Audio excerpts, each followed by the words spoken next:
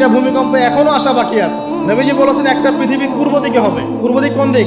এই যে Indonesia, Malaysia, Bangladesh, Pakistan, Myanmar, আপনার শ্রীলঙ্কা, এই পুরো কন্টিনেন্ট পূর্ব দিক, পৃথিবীর পূর্ব দিক। কোন কান্ট্রি এটা তো বলা হয়নি, পূর্ব দিক বলা হয়েছে। এবং এখানে ভূমিকম্প বলা হচ্ছে না, বলা হচ্ছে ভূমি ধসে যাবে, মানে পুরো ভূমিটা নিচে চলে যাবে।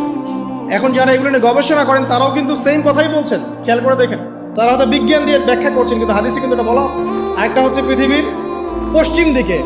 আর পশ্চিম দিকে কেন হবে জানেন? সমকামিতার কারণে, সুদের কারণে, জেনার কারণে, পর্নোগ্রাফির কারণে, এবং সারা বিশ্বকে তারা যে জুলুমটা করছে, এই জুলুমের প্রতিফল হিসেবে আল্লাহ পাক ধসিয়ে দেবে। এর কোনো অস্তিত্বই থাকবে না। এখন মনে হচ্ছে না যে পুরো সারা ওয়ার্ল্ডকে রুল করছে, অস্তিত্বই থাকবে, ভূমিধস। আরেকটা হচ্ছে পৃথিবীর মাঝখানে। মাঝখানে কারা আছে বলেন? মাঝখানে আমাদের আমিরুল মুমিনিনরা আছে এখন, নাকি? যারা গান বাজনাকে উন্মুক্ত করে দিচ্ছে, যারা পর্দার শিথিলতা নিয়ে আসছে, হ্যাঁ, যারা ইসরায়েলের সাথে আতাত করছে, এরা আছে, আমিরুল মুমিনিনরা আছে। তো সেখানেও একটা ফিতনা অপেক্ষা করতে থাকেন। তো এই কথাটা বলতে গিয়ে আমি এখানে এসেছি। পৃথিবীতে কিন্তু এখনো 3টা বড় বড় ভূমিকম্প বাকি আছে। আর সর্বশেষ আলামত হচ্ছে ইয়েমেন থেকে একটা আগুন বের হবে, বিশাল আগুন।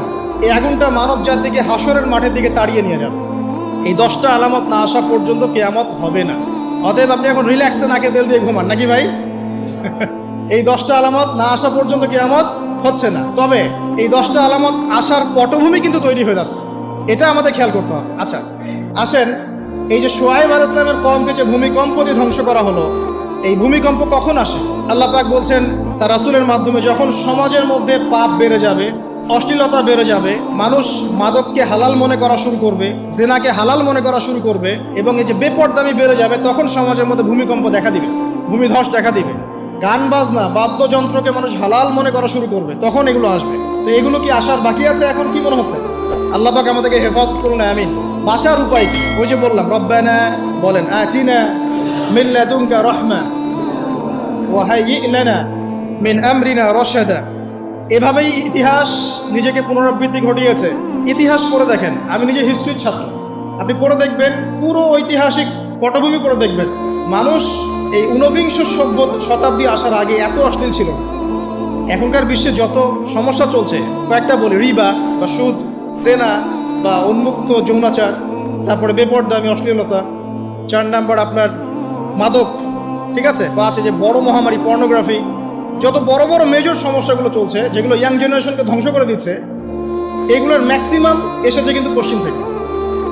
খেয়াল করে দেখবেন, এগুলো কিন্তু বাংলাদেশ থেকে আসে নাই, আসছে ভারত থেকে, আসছে পাকিস্তান থেকে, আসছে সাবকন্টিনেন্ট থেকে আসে নাই। এগুলো দেখবেন একটা নির্দিষ্ট জায়গা থেকে আসছে। তো এই কারণেই আমাদের সতর্ক দৃষ্টি রাখতে হবে যে বস্তুবাদী উন্নয়ন সব কিছু নয়। হ্যাঁ, আমরা জিডিপি বাড়ালাম, ইন্ডাস্ট্রিজ গড়লাম, মঙ্গলে চলে গেলাম, চাঁদে গেলাম, ওকে ফাইন, এগুলোর কেউ বিরোধিতা করবে না। এটা ভালো, ন্যাশনকে এগিয়ে নিতে হবে, এটাই এডুকেট তারা নয়, এবং এডুকেটেই করতে হবে, কিন্তু নৈতিকতার বিসর্জন দিয়ে নয়।